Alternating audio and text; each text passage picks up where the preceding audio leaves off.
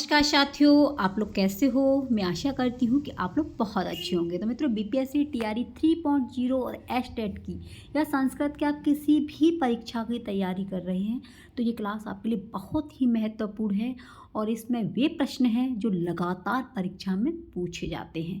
तो परीक्षा से पहले आपकी तैयारी कैसी है ये आप इस वीडियो के अंदर जांचेंगे। तो इससे पहले की क्लास करा दी है, अगर आपने नहीं देखी है तो डिस्क्रिप्शन में लिंक होगी, आप लोग वहाँ से देख सकते हैं। तो फ्रेंड्स, जितना हो हमारे सभी संस्कृत के मित्रों को इस क्लास को जरूर शेयर करना, क्योंकि बात आपकी परीक्षा से पहले आपकी तैयारी कितनी है।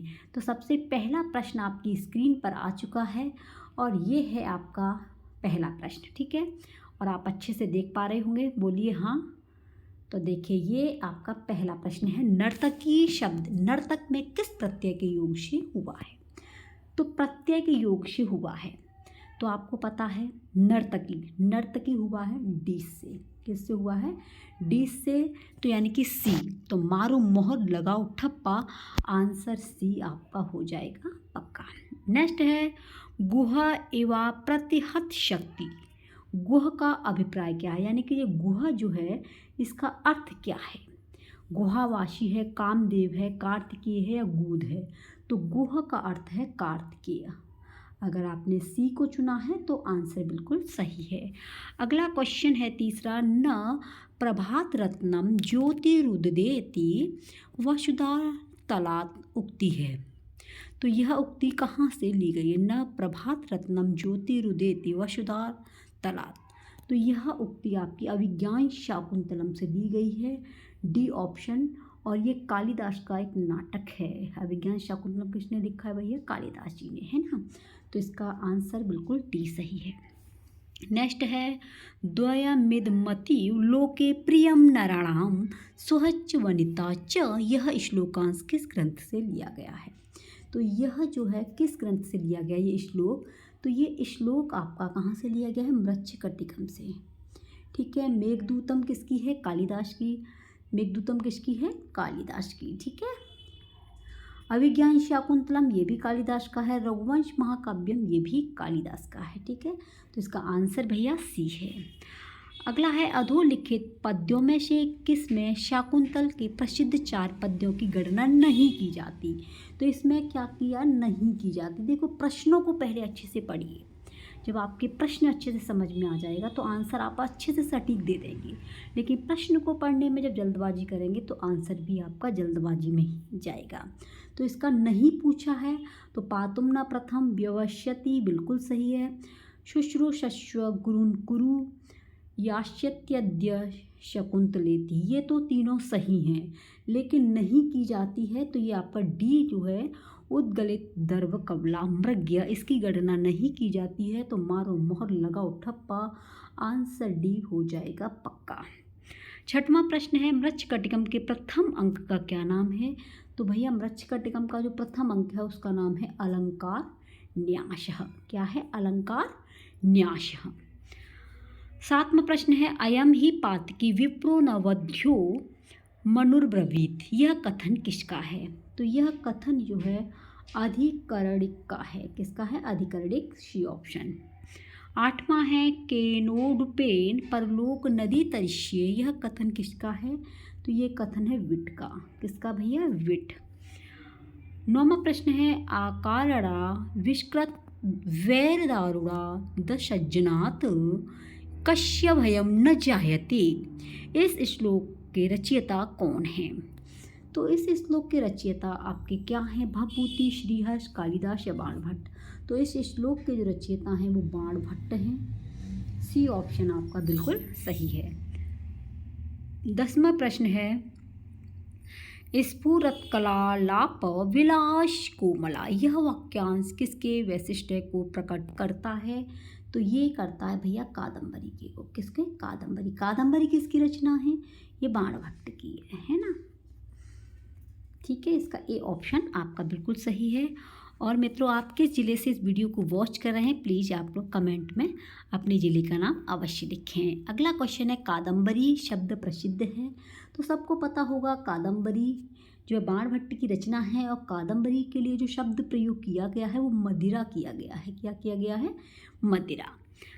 नेक्स्ट क्वेश्चन है कुथेन नागेंद्र विवेंद वाहनम, कुथेन नागेंद्र विवेंद वाहनम शिशुपाल वध में इस उपनाम सूचक वाक्य से लक्षित है। यानी कि शिशुपाल वध में ये उपनाम किसका है? तो ये उपनाम आपका नारद जी का है। किसका भैया? नारद जी का है। अगला है आत्रत्राणाय व शस्त्र न प्रहर्तु मना गशी अभिज्ञानी शाकुंतलम में यह कथन है। तो यह कथन आपका व्याख्यानश का है, सी ऑप्शन। नेक्स्ट क्वेश्चन है जगत प्रभुर प्रसहिष्णु वैष्णवम न चक्रमस्या क्रमताधि कंधरम। श्लोकांश में वैष्णव पद किसके लिए प्रयुक्त हुआ है?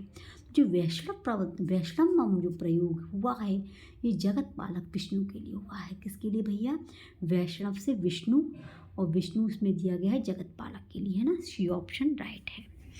हु माने होता है हवन करना। धातु के लट लकार के प्रथम पुरुष बहुवचन का रूप क्या होगा?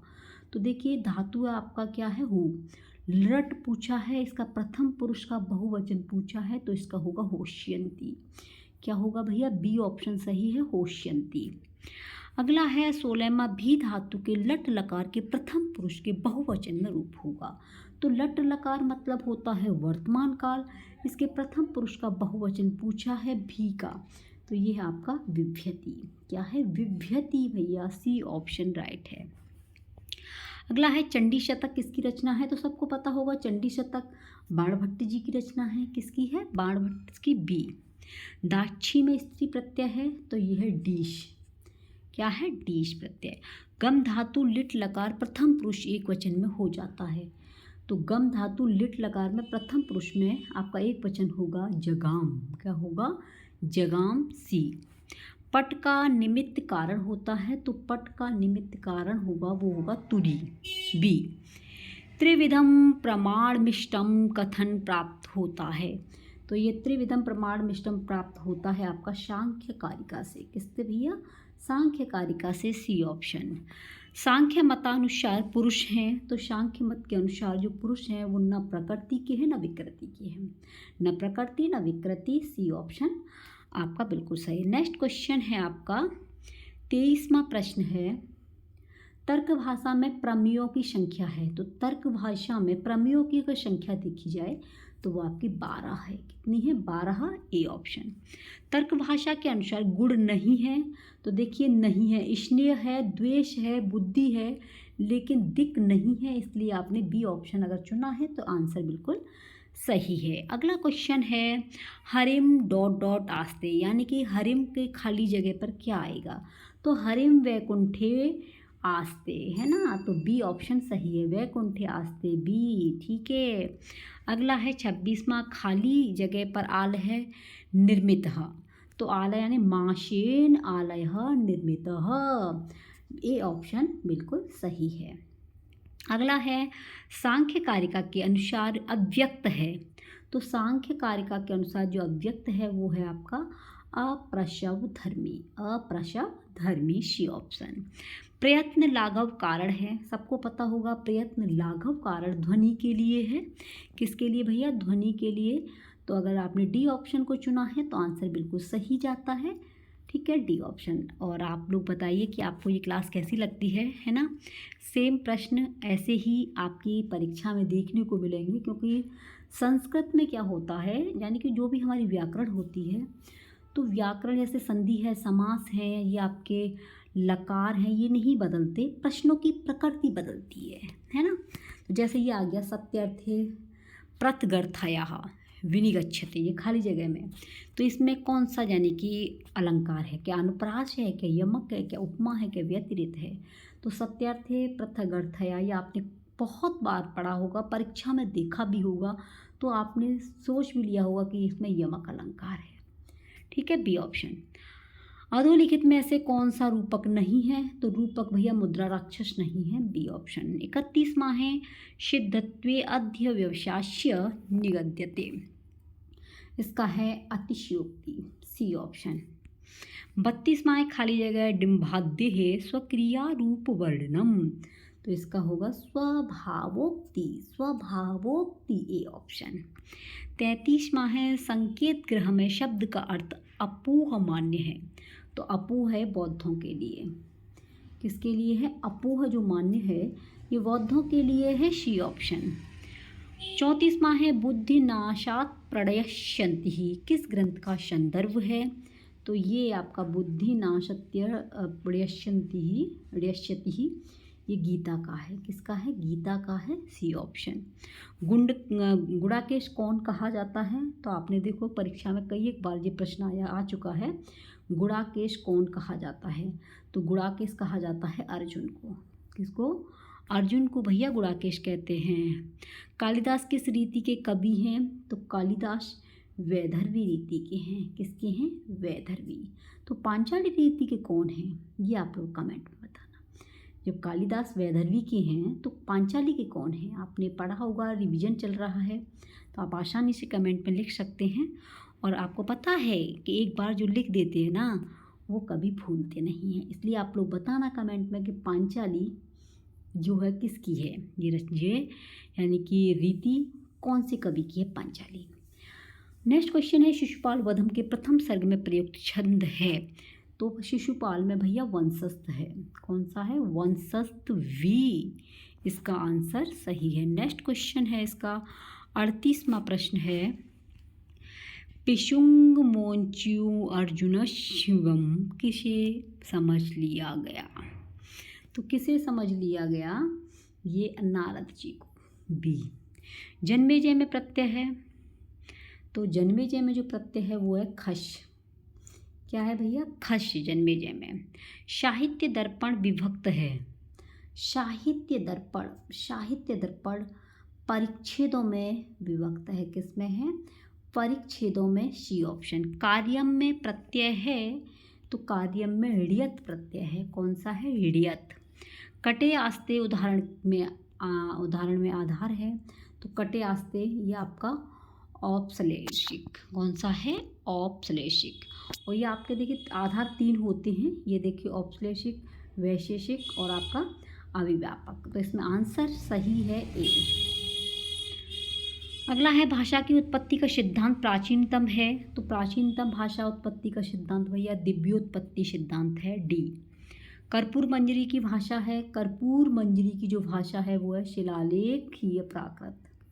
कौन सी है? शिलालेखीय प्राकृत, डी। नियतिकृत नियम रहिता किसे कहा गया?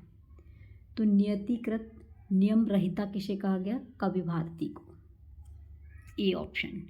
सांख्य कारिका के अनुसार रजोगुण होता है। तो सांख्य कारिका के अनुसार रजोगुण उपष्टम्भकम। कौन सा है? उपष्टदमकम, उपष्टदमकम। सप्तश्रयम में कौन सा समास है? तो सप्तश्रय में समास आपका तत्पुरुष है, सादृशी, डी। 48वां खाली जगह दुह मानाशुगत रिक्त स्थान में उचित पद का प्रयोग हुआ है। तो उचित पद का प्रयोग है गोशु।